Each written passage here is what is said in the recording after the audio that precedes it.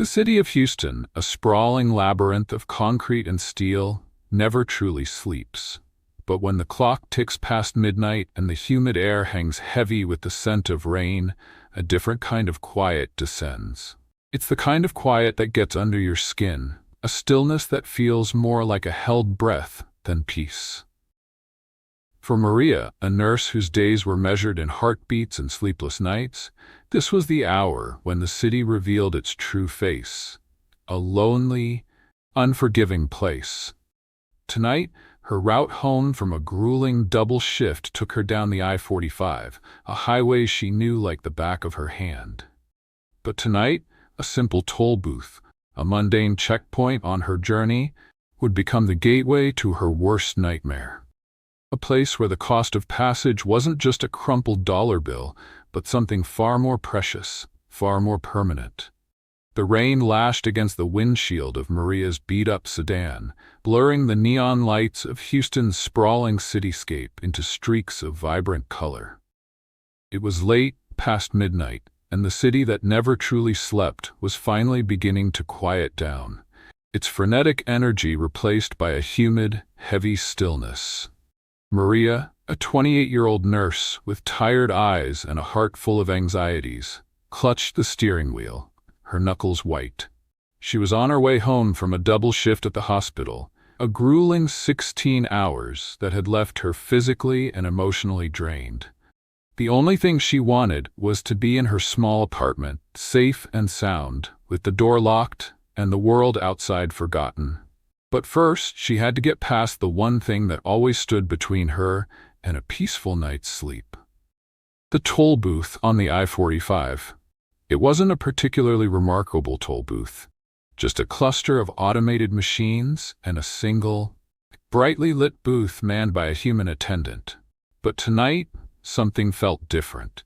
An oppressive silence hung in the air, a silence that felt heavier and more sinister than the storm.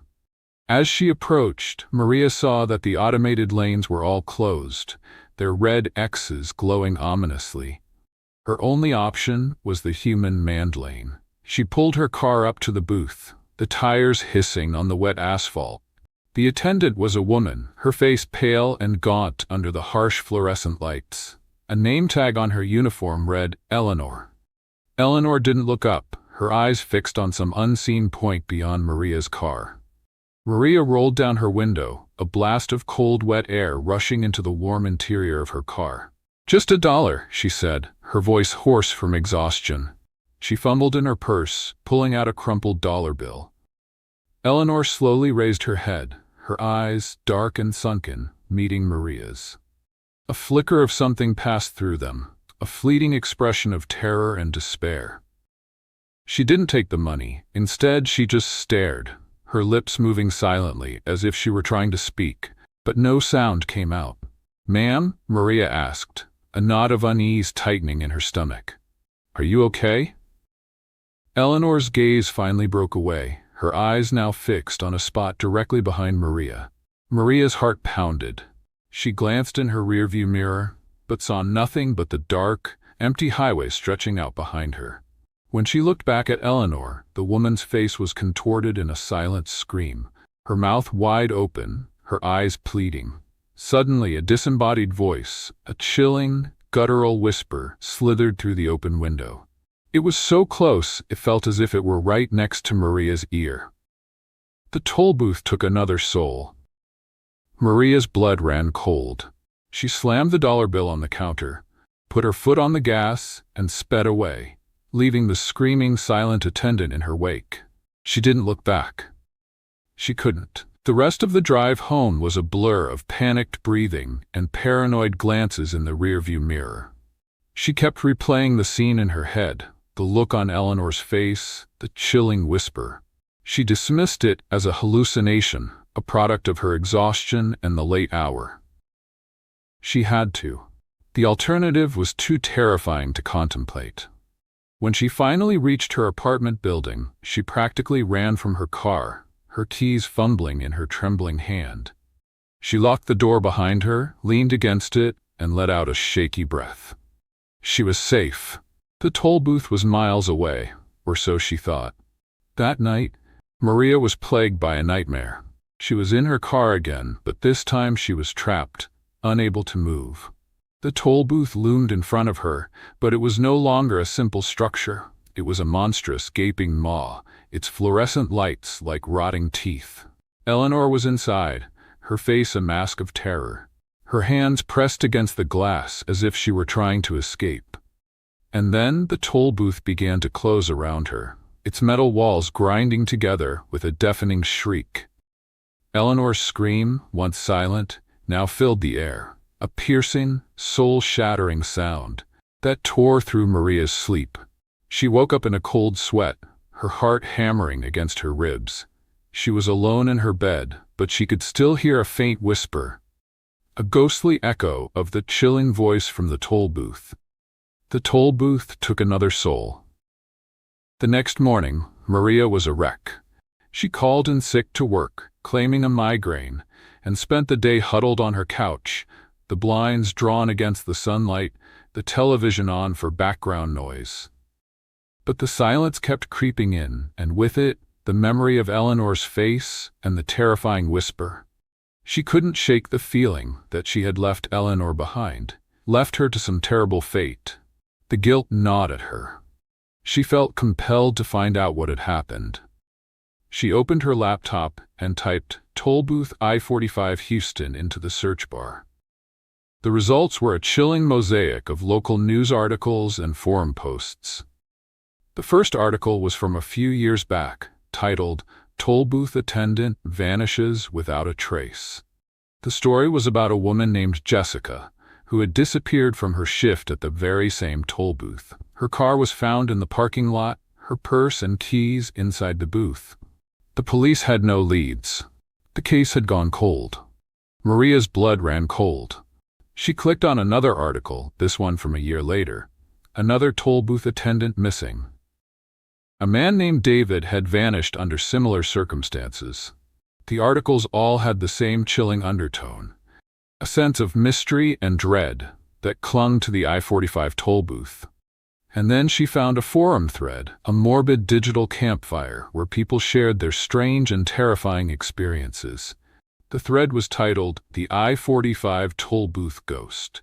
People wrote about seeing shadowy figures in the booths late at night, hearing strange whispers on the wind, and seeing attendants with impossibly pale faces and terrified eyes. The common thread was a phrase that made Maria's stomach lurch with a familiar dread. The toll booth took another soul. Maria slammed her laptop shut. It was real. The toll booth was not just a structure, it was something else, something sinister and predatory. It was a trap, a vortex of dread that consumed those who were unlucky enough to work there. And Eleanor? Eleanor had been trying to warn her.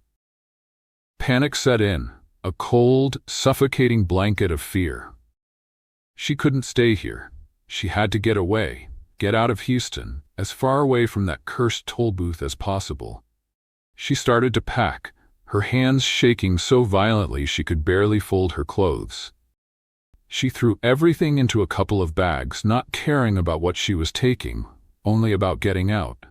But as she was about to leave, she noticed something strange. Her front door was slightly ajar. She distinctly remembered locking it last night.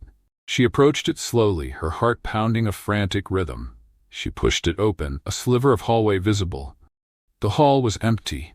A shiver of terror ran down her spine.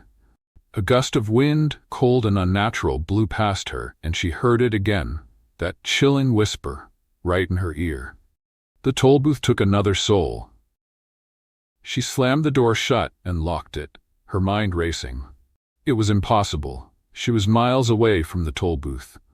The ghost, or whatever it was, couldn't be here. It had to be her imagination, a product of her fear. She decided to ignore it. She had to get out. She grabbed her bags and was about to head for the door when a new sound reached her ears. A faint metallic clinking like a car's engine idling. It was coming from outside her apartment. She peeked through the peephole.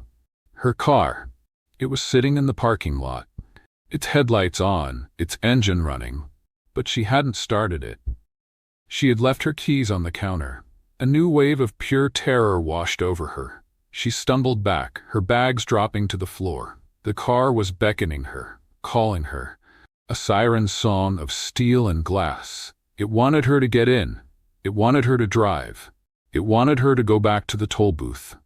The whisper returned, louder this time, more insistent. The toll booth took another soul.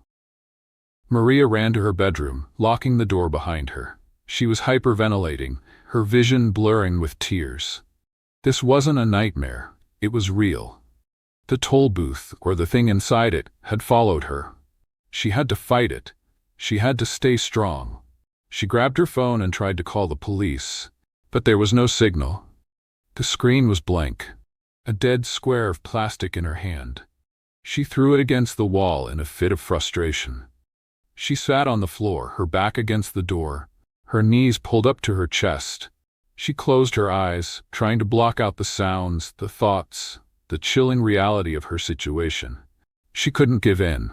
She wouldn't. But then, the whispering began again, a chorus of ghostly voices, all repeating the same terrifying phrase. The toll booth took another soul. They were everywhere now, in the walls, under the floorboards, in the very air she breathed. They were the voices of Jessica and David, and all the others who had disappeared. And they were all calling her name, inviting her to join them. She started to scream, a primal guttural sound of terror and despair. She screamed until her throat was raw, until her voice gave out. But the whispers only grew louder, more insistent. She could hear the sound of her car door opening and closing. She could hear the creak of her apartment door. The ghost was inside. It was here. It had come for her. The bedroom door rattled, a heavy thud on the other side.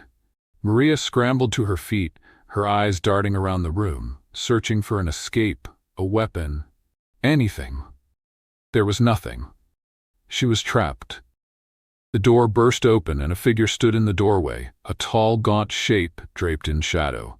It wasn't Eleanor or Jessica or David. It was a silhouette of all of them, a composite of every soul the toll booth had ever taken.